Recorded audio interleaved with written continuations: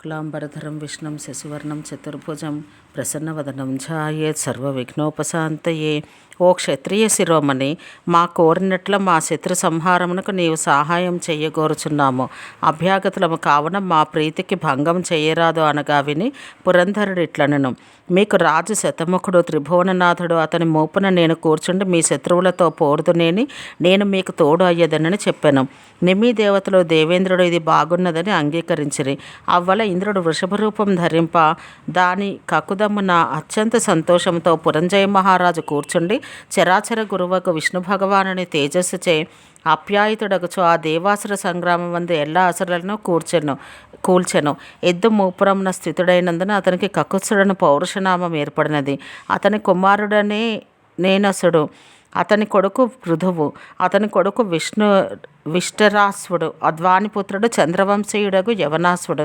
యవనాసుని సుతుడు శ్రావస్తుడు, అతడు నిర్మించినది శ్రావస్తీపురము. వాని కొడుకు బృహదస్వుడు, వానికి జనించినవాడు కువలయాశ్వుడు.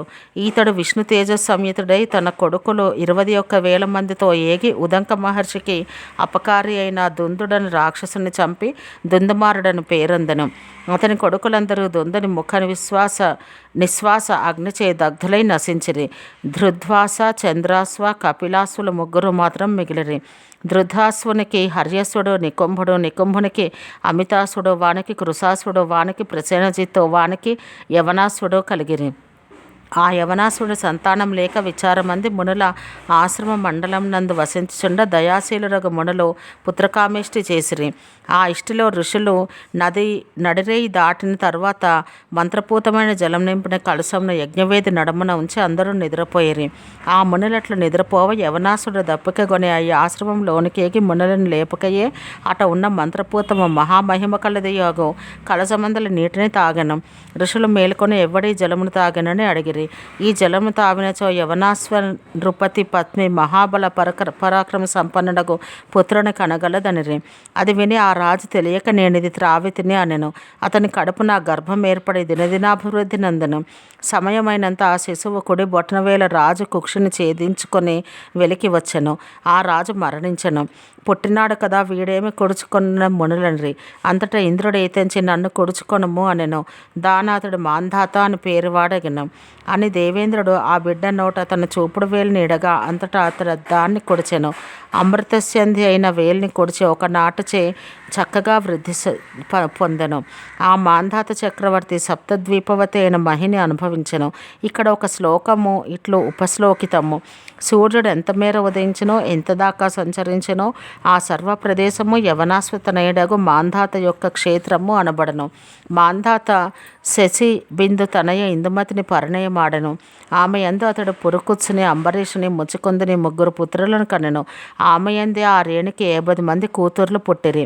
ఈ నడుమ బృహ్వుచుండు సౌభర్య అను ఋషి 12 ఏళ్ళు జలములందు ఉండెను. ఆ నీటిలో సముద్రుడను చేపల రాజు పెక్కమంది సంతానము కలిగి అతి ప్రమాణం కలవాడందుండెను. వాని కొడుకులు, మనుమలు, కూతురు బిడ్డలు వాని వెనుక ముందు ఇరుపార్శ్వముల రెక్కలందు తోకను తల మీదను తిరుగుచు వానితోనే రేయింబవలు మిక్కిలి తనిసి క్రీడించిరి. వాడును సంతాన స్పర్శ హర్ష ప్రకర్షం చేసి పలు తెరగల తన పుత్ర పౌత్ర దౌహిత్రాదులతో కూడా అనుదినము ఆ మహర్షి చూచుచుండ మిగుల క్రీడించను. అటు పిమ్మట ఆ నీటిలో ఉన్న సౌభరి ఏకాగ్రత నుండి తొలగి అనుదినం ఆ చేప యొక్క కొడుకులు, పౌత్రులు, దౌహిత్రుల తోడి అతి రమణీయ విలాసమును అట్లే కని ఇట్లు అనుకొనెను. ఆహా, ఈ మీనరాజు ఎంత ధన్యుడు! అభిమతమైన ఒక జన్మాంతరమున అంది ఈ కొడుకులతో మనములతో మునిమనములతోనూ ఒలిసిలుచు మాకు వేడుక నడవించుచున్నాడు. మేమును ఇట్లు పుత్రపౌత్ర దౌహిత్రులతో ఆనందింతుముగాక అని లెస్సగా గమనించి ఆ నీరు వెడలి సంతానము కను వేడుకగొని కన్యకై మాంధాతృ చక్రవర్తి ఎరికేగెను. ఆయన రాక వినినంతటా భూకాంతుడు వేచి ఎదురేగి లెస్సగా అర్ఘ్యపాద్యాదుల పూజింప ఉచితాసనం గని సౌభరి రేణి గూర్చి ఇట్లనయే. నరేంద్ర, గృహస్థు కాదలిచి తిని కావున నాకు నీ కన్యను ఇమ్ము. యజ్ఞమునకు భంగం చేయకము. కార్యవశమును వచ్చిన అర్ధులు కకుత్స వంశం నందు విముఖులైపోరు కదా. పుడమయందు ఇతరులు రాజులున్నారు, వారికి కూతుండ్రును పుట్టినారు. కానీ అర్ధులేతెంచి అర్థించిన దాన్ని ఇచ్చడి దీక్షయందు దృఢమైన వ్రతనిష్ట గల కులము నీదొక్కటే. నీకు 150 మంది కూతుండ్రున్నారు, అందొక కుమార్తెను నాకిమ్ము. ఓ రాజోత్తమ, అడిగి లేదనిపించుకొనుట అతి దుఃఖహేతువు. నేను దానికి భయపడుచున్నాను. ముని వచనమాలించి ఆ రాజు ముదిమిచే శరీరం శిథిలమై ఉన్న ఆ మునిని చూచి కాదనటకు జడిసి శాపమునకు వెరచి ఇంచుక మొగం వంచి చాలా తడవల ఆలోచించెను. రాజేంద్ర, ఇందులకు ఆలోచనలో పడితివి, ఇందేనించుకయో అసహముగా పలకలేదు. కూతునెవ్వరికో ఒకరికి అవశ్యం ఇయ్యవలసిందే. ఆమె చేత కృతార్థత లభింపకుండా ఇంకేమున్నది అని సౌభరి భగవానుని వచనం విని శాపమునకు భయమంది మాంధాత వినయ వినతుడై ఇట్లనెను. స్వామి, మా కుల మర్యాద ఇది. కన్యకు ఇష్టడును ఉత్తమ వంశుడు అగు వరుణకు కన్యను మేము ఇత్తము. మీ కన్యాయాచన మా మనోరథములకు అందనిది. ఎట్లో ఇది తటస్థించినది. పరిస్థితి ఇది ఇట్లుండగా ఇప్పుడు ఏమీ చేయవలన ఎరుంగక ఆలోచనలో పడినాని ఆ చక్రవర్తి అనగా ముని తనలో తాను ఇట్లు తలచెను. మమ్ము తోసిపుచ్చుటకి ఇది ఒక ఉపాయము. ఇతడు ముదితలకు అనభిమతుడు.